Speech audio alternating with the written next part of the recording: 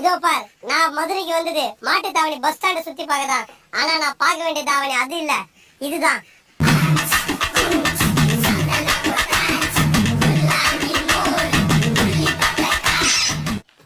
கருமம், கை நீட்டா சீர கூடண்டி காக்கா அசிங்கம் பண்ணிட்டு போயிடுச்சு பார்.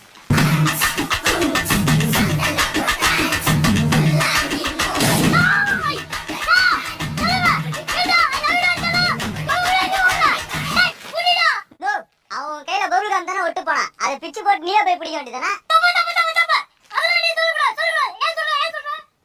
உன் கூட நான் தானே இருக்கேன், நான் சொல்லாம வேற யாரையா சொல்லுவா.